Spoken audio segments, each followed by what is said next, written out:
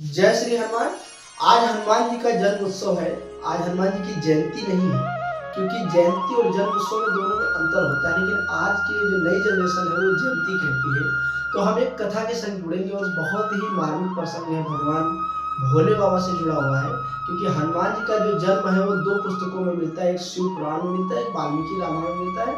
और कथित चर्चाएं बहुत ज्यादा है, क्योंकि कथित चर्चाओं को कोई कह नहीं सकता, कोई रोक नहीं सकता। लेकिन दो जो महान पुस्तक है, एक शिव पुराण, दूसरी वाल्मीकि रामायण, इनमें हनुमान जी का जन्म है। तो हम एक कथा लेकर चलते हैं जो शिव पुराण में है। देखिए, कथा बहुत ही मार्मिक है, बहुत ही अच्छी। भगवान हनुमान जी के पहले भगवान शिव का एक भक्त था, जिसका नाम था भस्मासुर। भस्मासुर भगवान शिव की तपस्या करने के बाद भगवान शिव से कहता है कि मुझे अमर कर दो। भगवान शिव ने कहा कि मैं खुद ही नहीं अमर हूं। ये क्यों कहा है, इसकी चर्चा मैं अगले कथा में कर लूंगा कभी कभी। तो उन्होंने कहा कि फिर मुझे ऐसा वरदान दो कि मैं जिसके सर पे अपना हाथ रखूं और वो भस्म हो जाए। उधर से नारद जी आए, उनको लगा कि ये धराधाम पे जाएगा और अपनी शक्तियों का गलत उपयोग करेगा। तो उन्होंने कहा कि आप वहां पे क्या मांग के आए हो। भस्मासुर ने बताया कि मैं भगवान भोलेनाथ से मांग के आया हूँ कि मैं जिसके सर पे हाथ रखूंगा वो भस्म हो जाएगा। नारायण ने कहा, इतनी अच्छी बात, अगर ये बात है तो तुम जाओ पार्वती मैया के सर को मांगो कि हमको पार्वती मैया दे दो। अगर वो ना दे तो भगवान भोले बाबा के सर पे हाथ रखो और भोले बाबा भस्म हो जाएगा और पार्वती तुम्हारी हो जाएगी। वहां से चला अधर्मी नीच मैया को मारने। मैया के सामने जैसे पहुंचा, तुरंत भोले बाबा से ललकार के कहा कि सावधान महादेव, तुम अपनी पत्नी को मुझे दे दो, और नहीं दोगे तो हम तुम्हारे सर पे हाथ धर देंगे और तुम भस्म हो जाओ। भस्मासुर की यह बात सुनकर महादेव ने कहा कि हमने वरदान दिया है, वो वरदान अचूक है, इसका कोई तोड़ नहीं है। अगर ये मेरे सर पे हाथ रख देंगे तो मुझे भस्म ही होना पड़ेगा। भगवान भोले बाबा पार्वती को छोड़कर भाग निकले। अब मन में धावना शुरू कर दिए, हे विष्णु, हे विष्णु, आज मुझे बचा लो, आज मुझे बचा लो। अगर आज मैं नहीं बचा तो ये भस्मासुर मुझे मार दे। भगवान विष्णु विश्व मोहिनी का रूप रख कर के आ और भस्मासुर के बीच से मिलेगा, ठहरो, कहाँ जा रहे? कहने लगे कि मुझको पार्वती चाहिए। तो कहा कि मैं पार्वती से कम? तो उसने कहा कि हाँ ठीक है। भस्मासुर ने कहा कि हम तुम्हारे संग विहार करेंगे। विश्व मोहिनी भगवान विष्णु के रूप में बने हुए उस महिला ने, उस देवी ने कहा कि करिए, हमारे संग विहार करें। और ये कथा जो है सुख सागर में भी आती है, जो श्रीमद् भागवत एक पुस्तक है।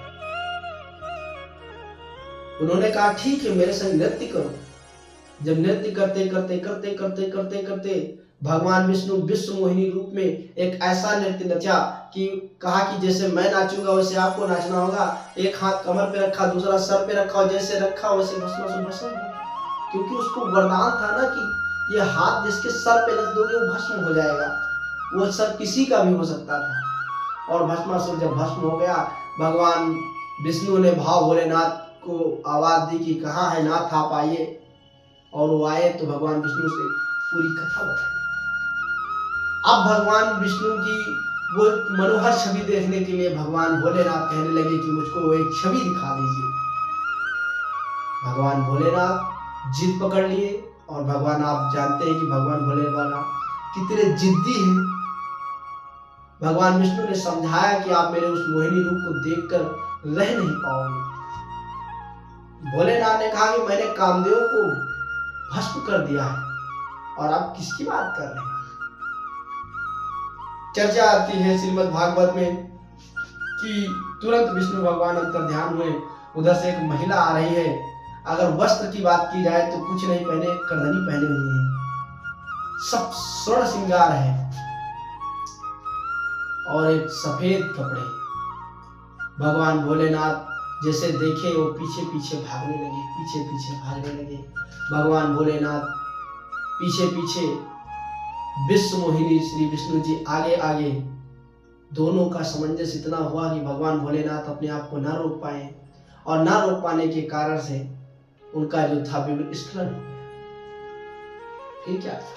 भगवान ब्रह्म जी देख रहे थे कि ये तो अनर्थ हो जाएगा, अगर ऐसे भूमि पे गिरेगा तो इसका ताप इतना है कि भूमि फट सकती है।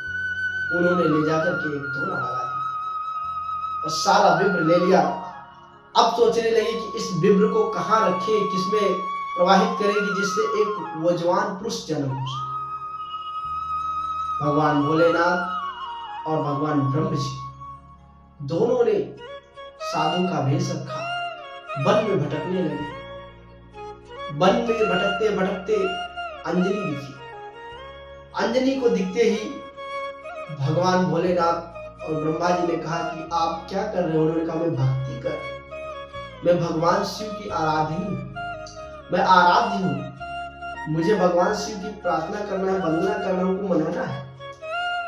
तो भोले बाबा खुद कहने लगे कि आपने किसी गुरु से गुरु मंत्र लिया है कि ऐसे सिर्फ ऐसे जपे जा रहे हैं? उन्होंने कहा नहीं।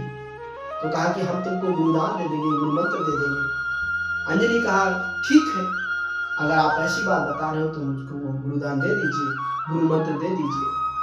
और फिर क्या था, भगवान शिव ने कान में गुरु मंत्र देने की वजह से वो पूरा विप्र कान के जरिए से माता अंजनी के अंदर प्रवाहित कर। ये मार्मिक प्रसंग है, मैं इसमें कुछ नहीं कह सकता हूँ। जो कथा मुझे मिली मैं आपको सुना। जैसे गया, माता अंजनी का पेट दर्द करने लगा। भगवान भोलेनाथ ने बताया कि आपके अंदर से बहुत वीर वोजवान पुरुष पैदा होगा, बच्चा पैदा होगा जो आगे चल करके बहुत बहुत नाम रखेगा। इतनी बात सुनते ही अंजनी माँ उस समझ लीजिए जहर को पी गई।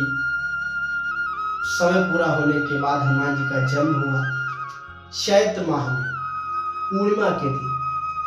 अब आपको मैं पहले से बता दूं, जब पूर्णिमा होती है तो पूरा चांद, पूरा गोल गोल चांद निकला होता है।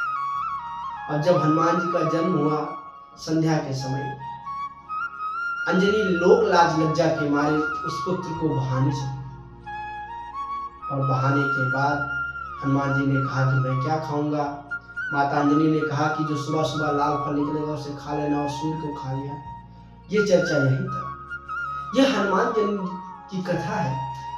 और हनुमान जन्म जी की कथाएं कुछ किंवदंतियां हैं कि भगवान राम जी का जो राजा दशरथ ने खीर निकलाया था श्रृंगी ऋषि से, जो यज्ञ करवाने के बाद उसमें का कुछ अंश ले जाकर के चिड़िया उड़ा ले गई, पवन ने धक्का दे दिया और केसरी का विवरण होकर के अंजनी के शरीर में प्रवाहित हुआ और हनुमान जी का जन्म, वो एक अलग कथा है।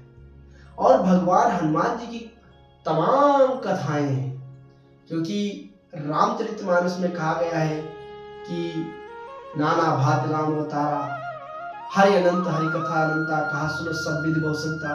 सब अनंत है, किसी चीज को कुछ भी जाना नहीं जा सकता है। और इसी पर एक दर्शन भी है कि हम किसी चीज को कुछ जान ही नहीं पाते हैं। और उस दर्शन शास्त्र के जो जनक हो बिलट्ठी पुत्र है। हालांकि ये पढ़ने वाली बातें हैं और ये धार्मिक मैथोलॉजी की बात है। तो भगवान हनुमान जी की जयंती पर आप सभी लोगों को हार्दिक शुभकामनाएं। जय